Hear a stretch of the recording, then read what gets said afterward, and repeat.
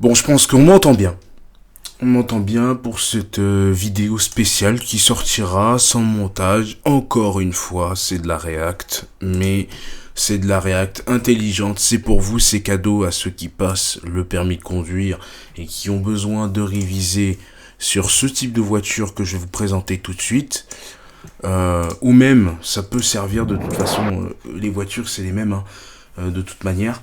Aujourd'hui, on va se regarder, tranquillou bilou, pendant une demi-heure, une vidéo du youtubeur LOLOLMONO. Donc, je ne le connais pas personnellement, rien du tout.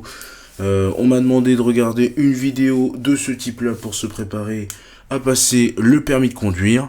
Voilà, dans de parfaites conditions. On va s'instruire, voilà, tout simplement, c'est de la culture. Allez, c'est parti. Je vous mets le mode écran. Voilà. On va se mettre comme ça. On va pas bouger plus que ça, parce que sinon vous allez pas voir. Et c'est parti.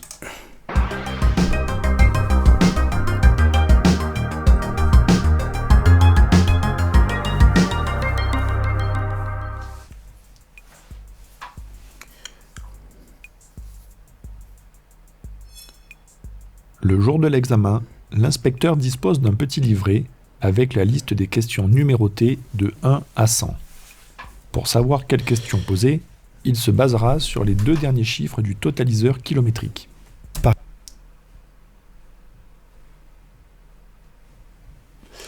Alors attendez, j'ai pas compris là. Posée, il se basera sur les 2 derniers chiffres du totaliseur kilométrique. Par exemple, ici il posera les questions numéro 61. Vous aurez 3 questions. Donc faut s'attendre à ce que quand je rentre dans la bagnole, je regarde au moment où il va poser les questions, faut que je regarde le compteur kilométrique, il a combien, et connaître la question du coup, numéro du compteur kilométrique. Bon, je pense qu'on va plutôt se préparer à toutes les questions plutôt que de chercher à être en avance par rapport aux questions. Une question portant sur une vérification intérieure ou extérieure, une question portant sur la sécurité routière et une question sur les premiers secours. Ok, bon. Il existe plusieurs questions où l'on vous demandera de vérifier l'état, la propreté et le fonctionnement de certains éléments. C'est le cas par exemple des feux.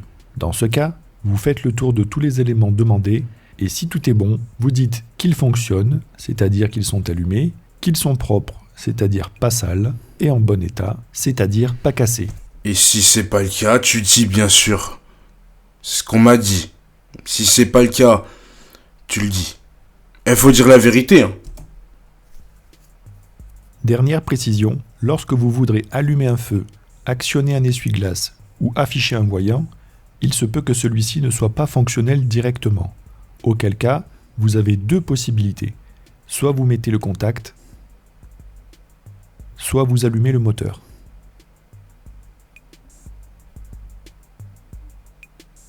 Mettre le contact, c'est mieux, je pense. Plus rapide. Allumez le ou les feux de brouillard arrière et montrez le voyant correspondant. Tout d'abord, vous mettez les feux de croisement, puis vous appuyez sur le bouton des feux de brouillard arrière. Alors là, ils ont inversé. Feux de brouillard arrière. Les feux de croisement. Je vous montre avec la souris. Pour pas que... Hein. Ça, c'est feux de croisement. Et brouillard arrière. Voilà. Et brouillard avant. C'est pas dit dans le sens où il l'explique. Voilà. Feu de brouillard activé.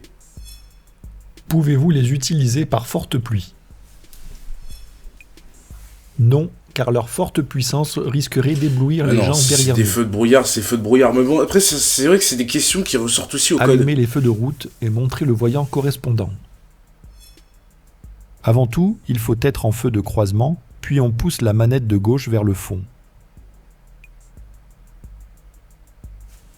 Gauche vers le fond. Avant tout, il faut être en feu de croisement, voyant correspondant.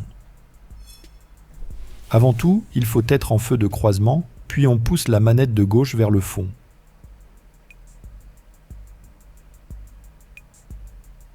Ah oui. Oui, bah c'est comme dans ma Audi, oui. Et d'accord. Quel est le risque de maintenir les feux de route lors d'un croisement avec d'autres usagers? De l'éblouir. On va les éblouir car les feux de route sont des feux qui portent loin et qui sont puissants. Eh oui. Il faut donc passer en feu de croisement. Ceci est valable aussi pour les usagers que l'on suit. De quelle couleur est le voyant qui indique au conducteur que le feu de brouillard arrière est allumé? Il est rouge normalement. Il est orange. Ah oui. Je suis con, je l'ai vu il y a une seconde presque. Quelle est la différence entre un voyant orange et un voyant rouge? Mais un rouge, faut s'arrêter. Le voyant rouge indique Orange. une anomalie de fonctionnement ou un danger. Ça. Il convient alors de s'arrêter immédiatement. Voilà. Quant au voyant orange, il signale un élément important mais non dangereux. Montrez l'indicateur de niveau de carburant.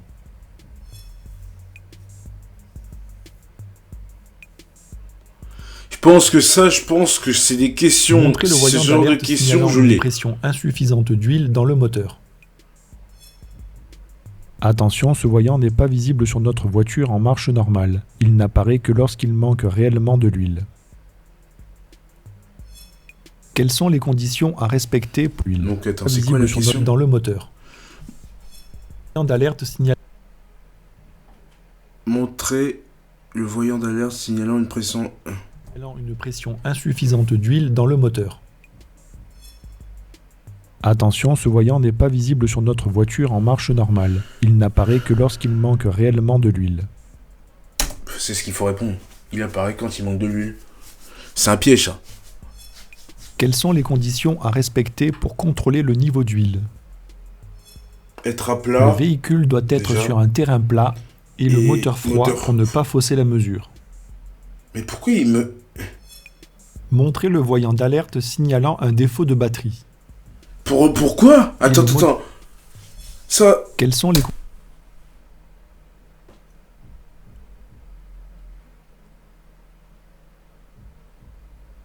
Non mais attends, mais on m'a dit chaud. conditions à respecter pour contrôler le niveau d'huile? Le véhicule doit être sur un terrain plat et le moteur froid pour ne pas fausser la mesure. Donc froid, plat, moi je dirais ça. Montrez le voyant d'alerte signalant un défaut de batterie. L'huile c'est froid, plat. J'ai vu. Je l'ai vu sans même bouger avec la souris. Qu'est-ce qui peut provoquer la décharge de la batterie moteur éteint? La radio. Si Tous le les moteur est appareils. éteint, le fait de laisser un appareil électrique allumé, tel que l'autoradio ou encore les phares, finira par vider la batterie. Ouais, voilà. De quelle couleur est le voyant qui indique une défaillance du système de freinage? Il est rouge. Je le dis, il est rouge. Non. Non, non, non. Il est orange. Il est orange. Excusez-moi. Rouge. Le voyant est rouge.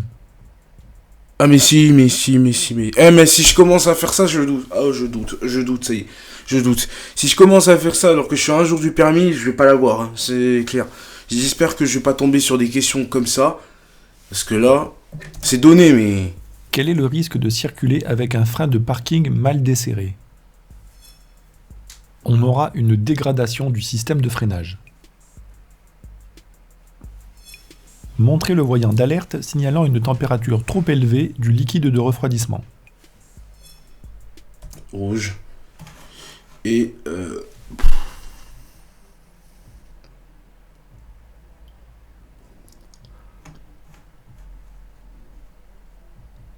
Ça, c'est les pneus. Lui, je pense. Moi, je dirais lui. Il n'y a pas de voyant à proprement parler, juste la jauge qui se déplace vers la zone rouge. D'accord. Quelle est la conséquence d'une température trop élevée de ce liquide? On a un risque de surchauffe ou de casse moteur. J'y ai pensé en plus. Montrez le voyant signalant la mauvaise fermeture d'une portière. Pour le faire apparaître, pensez à entrouvrir votre portière.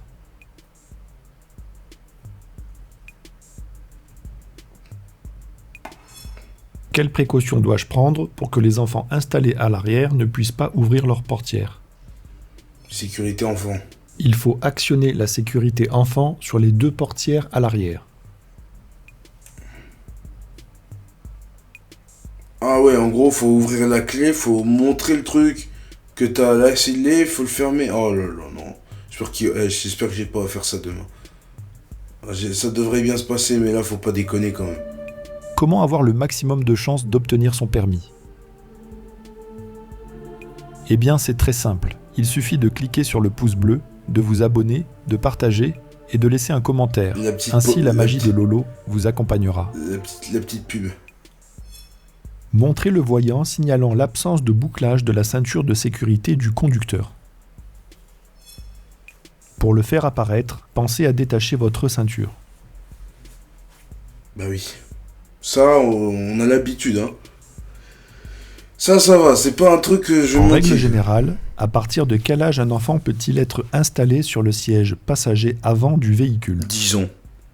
Ça, c'est une question, c'est. Il peut y être Voilà. installé à J'ai partir de répondu 10 ans. beaucoup, j'ai toujours eu juste.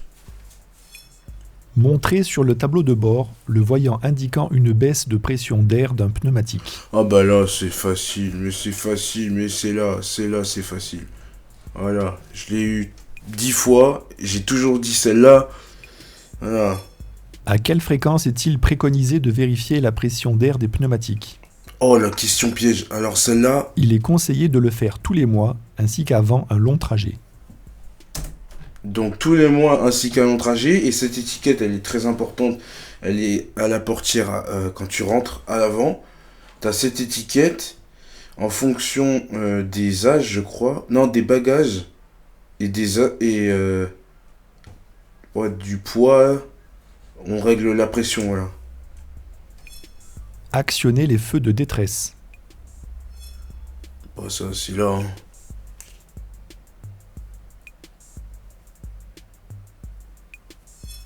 Faites fonctionner les essuie-glaces avant du véhicule sur la position la plus rapide.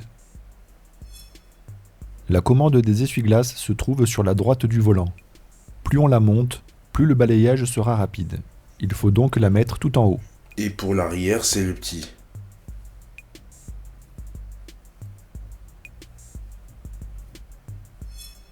Comment détecter leur usure en circulation?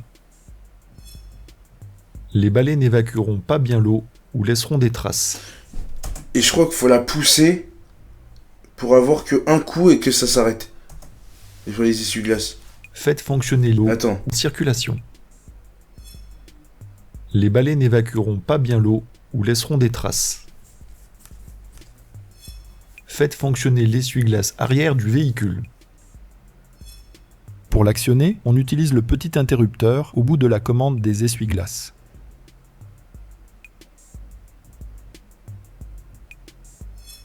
Pour une bonne visibilité vers l'arrière, en plus de l'utilisation de l'essuie-glace, quelle commande pouvez-vous actionner par temps de pluie?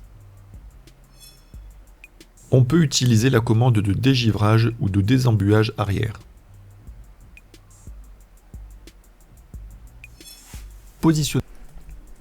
Quelle commande pouvez-vous actionner par temps de pluie? On peut utiliser. Les givrages. Positionner la commande pour diriger l'air vers le pare-brise.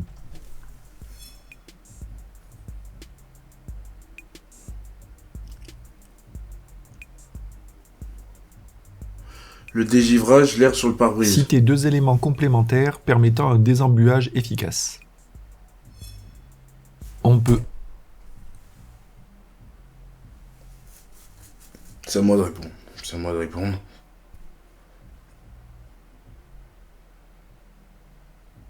Le désembuage. Le chauffage. Le chauffage.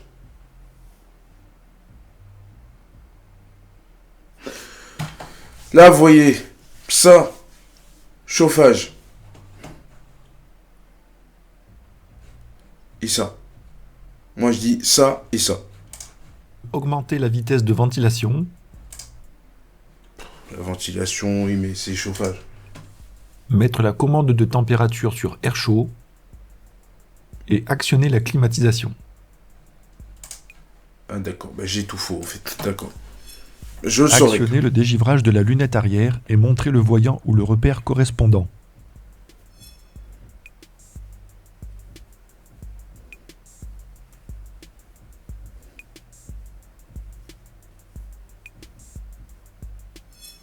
Quelle peut être la conséquence d'une panne de dégivrage de la lunette arrière? La buée ou le givre ne pourront pas être éliminés, gênant ainsi la visibilité. Montrez la commande de recyclage de l'air.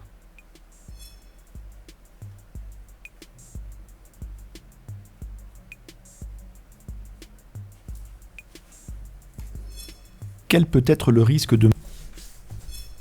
Montrez la commande de recyclage. Quel peut être le risque de maintenir le recyclage de l'air de manière prolongée? On a un risque de mauvaise visibilité par l'apparition de buées sur les surfaces vitrées.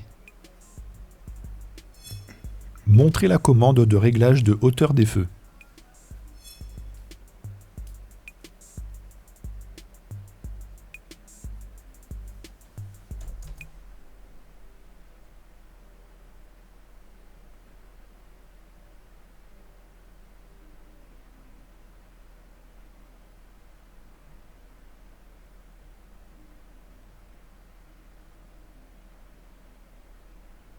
Deux minutes, j'écoute un truc.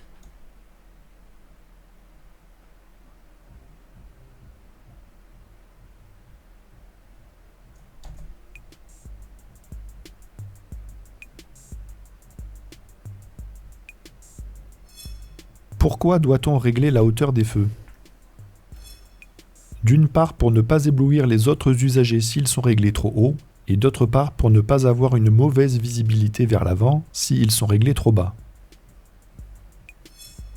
Mettez le rétroviseur intérieur en position nuit. Pour ce faire, on tire la languette située derrière le rétroviseur vers soi. Quel est l'intérêt de la position nuit? L'intérêt est de ne pas être ébloui par le véhicule qui nous suit. Montrez la commande de réglage du volant.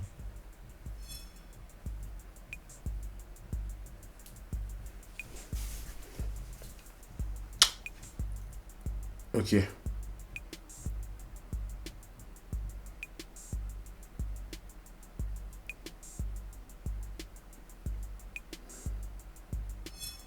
Pourquoi est-il important de bien régler son volant? Citez 2 exemples. Pourquoi est-il important de bien régler son volant?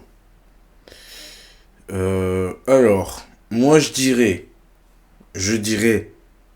pour ne pas être gêné,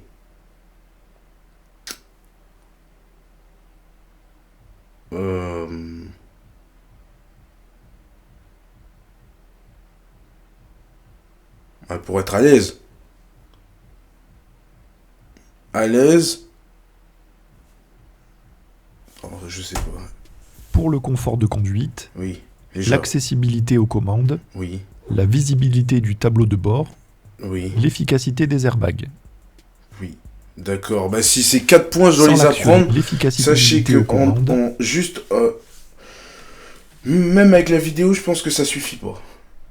Je vais patauger si je dois j'espère ne pas tomber sur cette question. sans l'actionner, montrez la commande de l'avertisseur sonore. Sans l'actionner, hein, il précise bien, il n'y a pas besoin de l'actionner, tu veux juste te montrer. Parce que imagine t'es recalé juste parce que t'as appuyé sur le klaxon. Dans quel cas peut-on utiliser l'avertisseur sonore en agglomération? Pour prévenir d'un danger immédiat. Montrez la commande permettant d'actionner le régulateur de vitesse. Là, ici déjà lui, là. Ouais, bah c'est ici. C'est le volant. C'est qu'il y a des touches sur le volant. Sans actionner la commande du régulateur, comment le désactiver rapidement? Ouais, je sais pas. On Ça. le désactive en appuyant sur la pédale du frein ou la pédale de l'embrayage. Si le véhicule en est équipé, montrez la commande du limiteur de vitesse. Ah oui. Oh, c'est chiant. Faut que je Quelle monte est tout ça. l'utilité d'un limiteur de vitesse? Bah pour pas que t'ailles trop vite. Il a pour but de ne pas dépasser la vitesse programmée Oui. par le conducteur. Montrez la commande permettant de désactiver l'airbag du passager avant.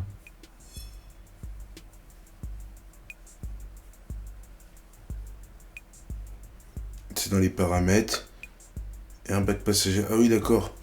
Non, attends, j'ai rien vu en fait. Il allait où là? Il allait dans réglage. Ah oui. Véhicule. Et il est descendu. Ok. Réglage véhicule.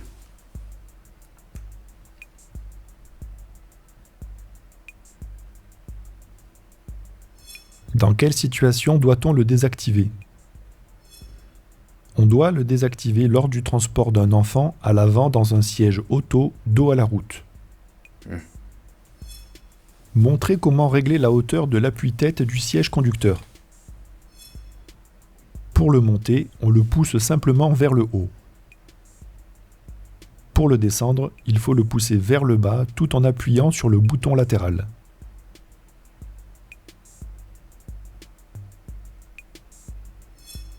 Quelle est son utilité?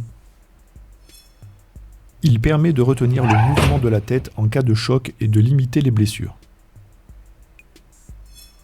Indiquez où se situent les attaches de type Isofix dans le véhicule.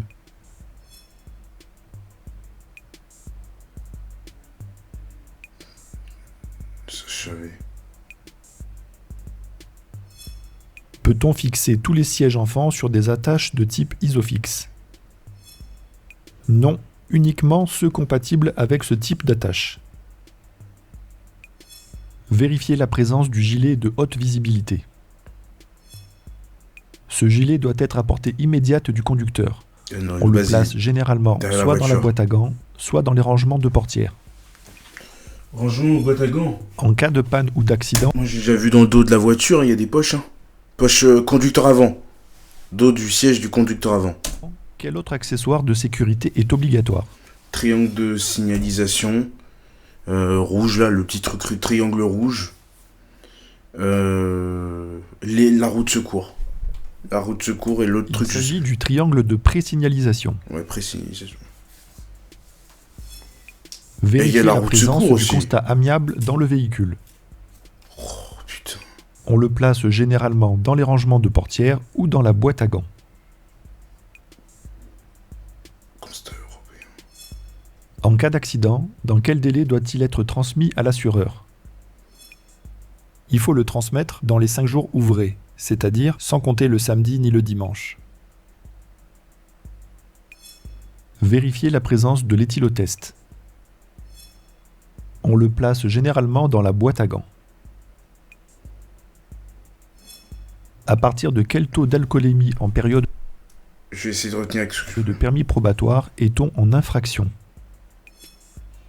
On est en infraction à partir de 0,2 g par litre dans le sang, c'est-à-dire 0 verre, car dès le premier verre, ce seuil peut être dépassé.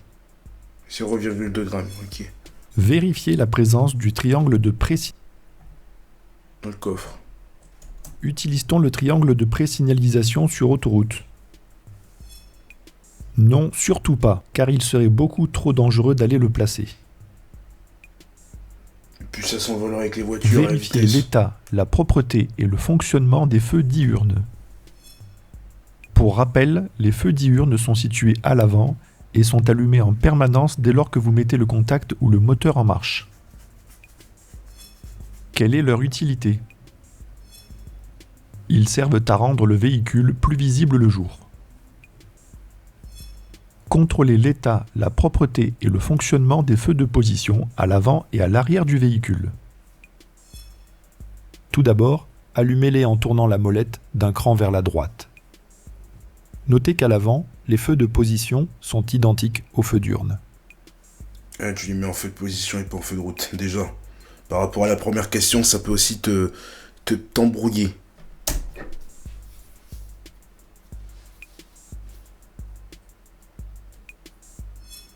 Par temps clair, à quelle distance doivent-ils être visibles? Ils doivent être visibles à 150 mètres. Contrôlez l'état, la propreté et le fonctionnement des feux de croisement. Tout d'abord, allumez-les en tournant la molette de 2 crans vers la droite. D'accord, les feux de croisement, c'est en position. Et les feux diurnes, c'est... Non, feu diurne position, Feu de croisement, tu démarres les feux, en fait. Quelles sont les conséquences d'un mauvais réglage de ces feux? D'une part, on va éblouir les autres usagers s'ils sont réglés trop haut. D'autre part, on aura une mauvaise visibilité vers l'avant s'ils sont réglés trop bas. Contrôler l'état, la propreté et le fonctionnement des feux de route. Tout d'abord, on allume les feux de croisement, puis on pousse la manette de gauche vers le fond.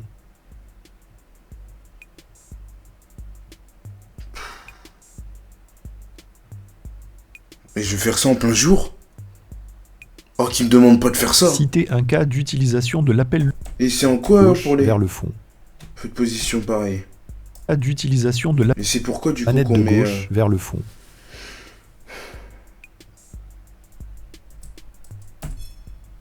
On peut utiliser l'appel lumineux pour avertir de son approche en cas de danger et à la place de l'avertisseur sonore. Écoute, on verra. Contrôler l'état, la propreté et le fonctionnement du ou des feux de brouillard arrière. Tout d'abord, allumez les feux de croisement, puis appuyez sur le bouton des feux de brouillard arrière.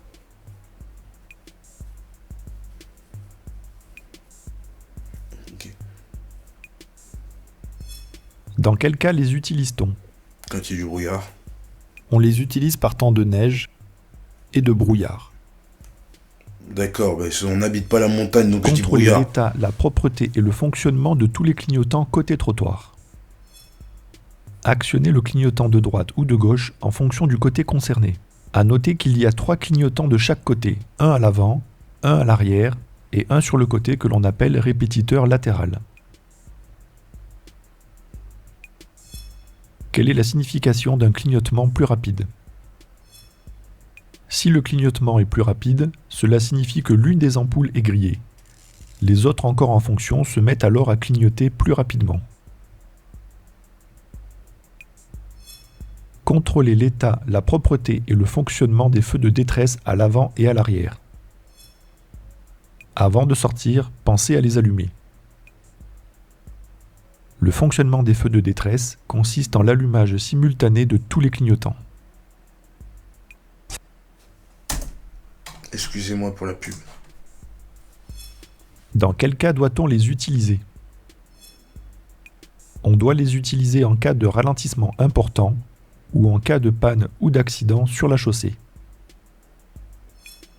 Avec l'assistance de l'accompagnateur, contrôlez l'état, la propreté et le fonctionnement du ou des feux de recul. Si vous le faites vous-même, pensez à éteindre le moteur et à enclencher la marche arrière.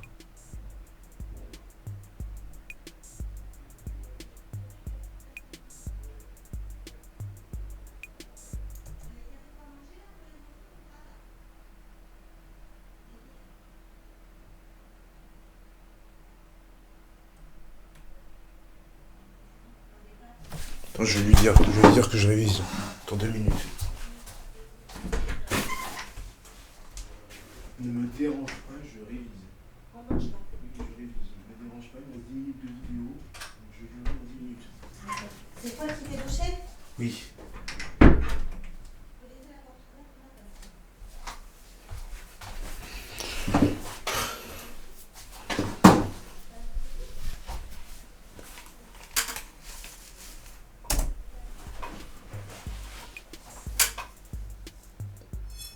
Quelles sont leurs deux utilités? Ils servent à avertir les autres usagers de la manœuvre.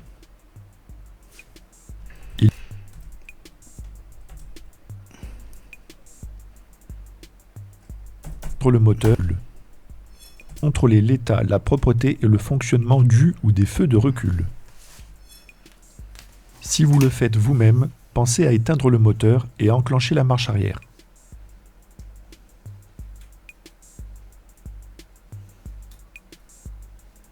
C'est con. Ils se mettront en route tout seuls. Quelles sont leurs deux utilités? Ils servent à avertir les autres usagers de la manœuvre et à éclairer la zone de recul la nuit.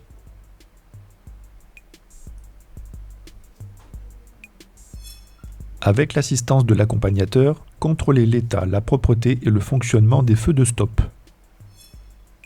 Pour cette question, vous devrez demander à votre moniteur d'aller appuyer sur la pédale du frein pendant que vous allez à l'arrière avec l'inspecteur pour vérifier les feux de stop. Quelle est la conséquence en cas de panne des feux de stop? Pour l'état, la propreté et le fonctionnement des feux de stop. Pour cette question, vous devrez demander à votre moniteur d'aller appuyer sur la pédale du frein pendant que vous allez à l'arrière avec l'inspecteur pour vérifier les feux de stop. Quelle est la conséquence en cas de panne des feux de stop? La conséquence est un manque d'information pour les usagers suiveurs et un risque de collision. Vérifiez l'état et la propreté des plaques d'immatriculation. N'oubliez pas qu'il y a 2 plaques d'immatriculation, une à l'avant et une à l'arrière. Bien sûr, il va pas mettre la vraie plaque dans sa Quelles sont les vidéo. précautions à prendre en cas d'installation d'un porte-vélo? On doit veiller à ce que la plaque d'immatriculation et les feux restent bien visibles. C'est pas trop le cas. Vérifiez le fonctionnement de l'éclairage de la plaque d'immatriculation à l'arrière. Il y a à l'avant. Ah non, il y en a pas à l'avant, je suis con. Mettez en marche n'importe quel feu pour que la lumière puisse s'allumer.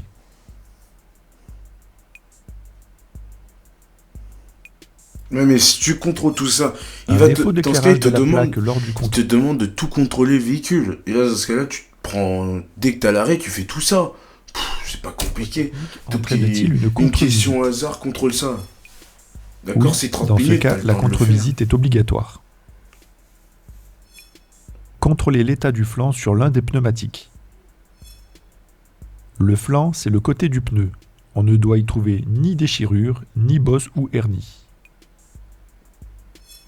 Citez un endroit où l'on peut trouver les pressions préconisées pour les pneumatiques. Elles sont indiquées soit dans la notice d'utilisation du véhicule, soit sur une plaque sur une portière, soit au niveau de la trappe à carburant. Pour notre véhicule, elle est située dans l'encadrement de la portière. Sur le flanc d'un pneumatique, désignez le repère du témoin d'usure de la bande de roulement. Pour rappel, la bande de roulement est la partie en contact avec la chaussée. C'est elle qui possède les rainures.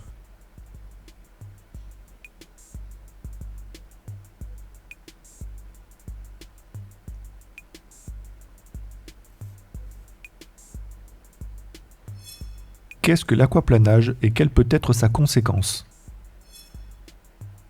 L'aquaplanage intervient lorsque le pneumatique n'a plus la capacité d'évacuer l'eau.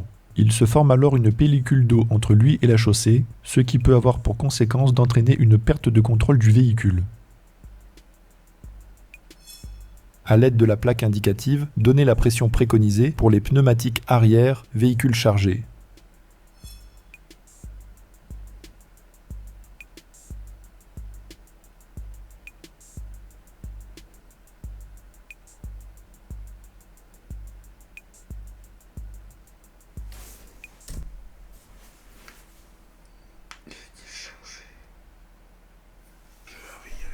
faire. 2,6 bars. À quelle fréquence est-il préconisé de vérifier la pression des pneus? Avant de partir et tous les Il mois. convient de la vérifier chaque mois pour une utilisation normale de son véhicule et avant chaque long trajet. Ouais, partir en vague, c'est ton trajet. Vérifier l'état et la propreté des dispositifs réfléchissants. Rappelons que les dispositifs réfléchissants ne sont pas des feux. Ils réfléchissent simplement la lumière lorsqu'un véhicule passe à proximité avec les phares allumés. On ne les trouve qu'à l'arrière du véhicule. Donc ça sert à rien de chercher comme un con là. Quelle est l'utilité des dispositifs réfléchissants? Ils servent à rendre visible le véhicule la nuit. La plaque d'immatriculation est elle aussi réfléchissante. Contrôlez l'état de tous les balais d'essuie-glace du véhicule. Pour ce faire, on les soulève un à un et on vérifie l'état du caoutchouc pour voir s'il est bien souple ou qu'il n'est pas craquelé ou déchiré. On a le droit de faire ça? Enfin, comment? Comme un tocard à faire Quel est ça. le risque de circuler avec des balais d'essuie-glace défectueux? On aura une mauvaise visibilité en cas d'intempérie. Ah oui, parce que ça sur rien en fait. Montrez où se situent les gicleurs de lave-glace avant. Ah ça, je sais pas où ils sont. Oh, faut qu'on monte le capot là. Faut qu'on mode le capot. J'ai pas vu une seule vidéo qui expliquait le capot. Attends, les gicleurs, ils sont où? D'accord, ils sont là. C'est les petits trucs là. Ok. Je saurais les repérer. J'ai un repère déjà, c'est... Quelle est la principale conséquence d'un dispositif de lave-glace défaillant? On aura une mauvaise visibilité due à l'impossibilité de nettoyer le pare-brise. Ouvrez la trappe à carburant et ou vérifiez la bonne fermeture du bouchon. Il n'y a pas de bouchon sur ce véhicule. Quelles sont les précautions à prendre lors du remplissage du réservoir? Il faut tout d'abord arrêter le moteur et veiller à ne pas faire déborder le carburant. Quelles sont les précautions à prendre lors du remplissage du réservoir? Il faut tout d'abord arrêter le moteur et veiller à ne pas faire déborder le carburant. Il est aussi interdit de fumer ou d'utiliser son téléphone portable. Indiquez où se situe la sécurité enfant sur l'une des portières à l'arrière du véhicule.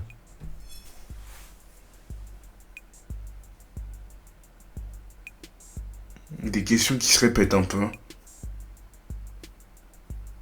Ouais, bon, la clé, t'as pas besoin de la remettre, je pense. Tu l'as mis une fois, t'as pas besoin de la remettre Si la deux fois. sécurité enfant est enclenchée, est-il possible d'ouvrir la portière arrière depuis l'extérieur? Oui. Oui, c'est possible. Oui, bah oui, quand même. Parce que là, t'es coincé dans la bagnole. Procédez là. à l'ouverture du capot, puis à sa fermeture en vous assurant de son verrouillage. Eh ben, c'est sur la droite du véhicule. Voilà.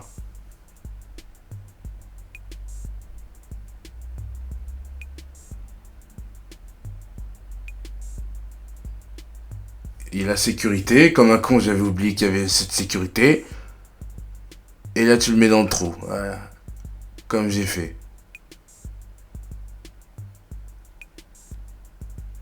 Et après, tu l'enlèves.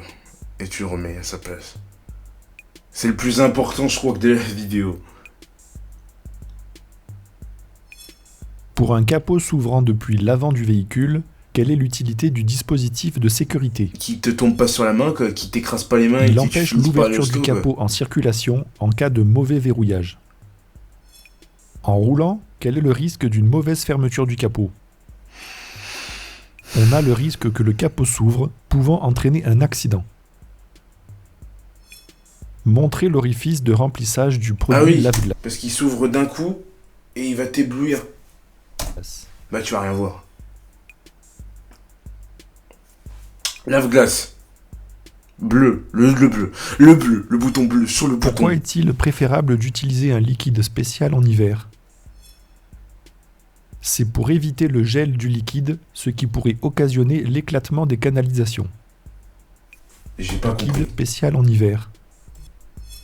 Pourquoi est-il préférable d'éviter le gel du liquide, ce qui pourrait occasionner l'éclatement des canalisations? Ok. Quel est le principal risque d'une absence de liquide lave-glace?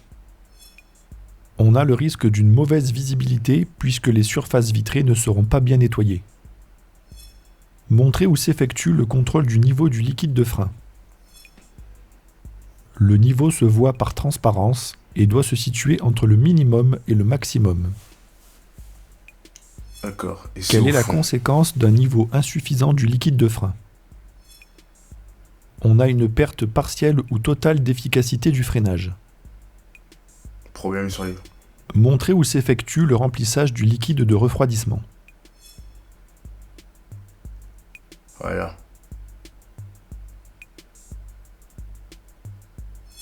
Quel est le danger si l'on complète le niveau du liquide lorsque le moteur est chaud?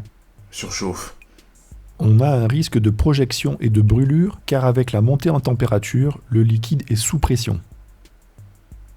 Oh, Montrez où c'est s'effectue comme les batteries des cassettes. En fait, c'est des cassettes, quoi. le remplissage de l'huile moteur.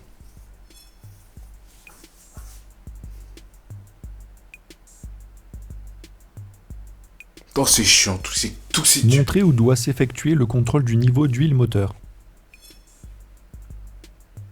Ah là, le La truc vérification ça, du je niveau sais. se fait au moyen de la jauge. Il doit se situer entre le minimum et le maximum. Quel est le risque d'un manque d'huile moteur? On a un risque de détérioration ou de casse du moteur. Montrez l'emplacement de la batterie du véhicule. C'est le gros truc rouge. Là. Voilà.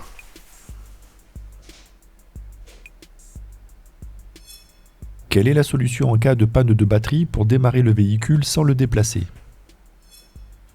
En fait, on a deux possibilités. Après, je suis en conduite accompagnée, mais j'ai que 17 ans. Ça peut peut-être jouer. Soit on branche une deuxième batterie en Oui. parallèle en branchant batterie. les plus ensemble et les moins ensemble, Et puis, soit on la remplace par une batterie neuve. Montrez où s'effectue le changement d'une ampoule à l'avant du véhicule. L'accès aux ampoules se fait par l'arrière du bloc optique. c'est les mécaniciens qui font ça. Quelles sont les Je montre conséquences juste en où cas c'est. de panne d'un feu de croisement? On va avoir une mauvaise visibilité et le risque d'être confondu avec un deux roues. Oui, on risque une amende. Hein. Ça, il précise pas. Ouvrez et refermez le coffre, puis vérifiez sa bonne fermeture. Voilà. Bon, ça doit pas être si compliqué que ça.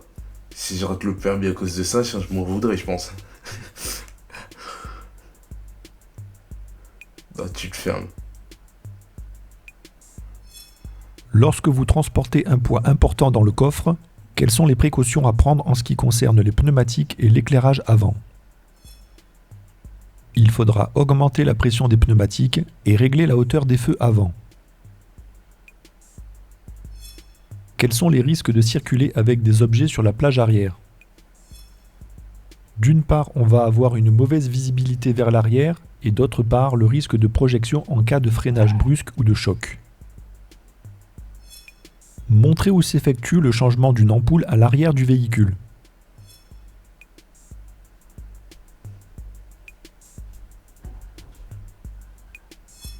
Quelles sont les conséquences à la visibilité vers l'arrière Oui, ça, je sais, d'accord. en cas de panne d'un feu de... Montrez où s'effectue le changement d'une ampoule D'accord. d'un ok. feu de position arrière. On a le risque d'être mal J'arrive. vu et un risque de collision. Ok. On vient de m'appeler pour manger. En même temps, j'ai fini la vidéo, franchement. Voilà, donc j'ai eu à dire ce que j'avais à dire. Enfin, j'ai regardé la vidéo, Excusez-moi, on va faire une meilleure conclusion. Ce que j'ai regardé, j'ai compris ce que j'ai regardé. Voilà, ces questions-là, faut que j'en retienne. Là, faut que j'en retienne un maximum. Faut que ça cogite dans ma tête quand je vais aller me coucher. Là, va falloir sortir sa plus grande improvisation et va falloir porter ses couilles pour avoir le permis de conduire, je vous le dis.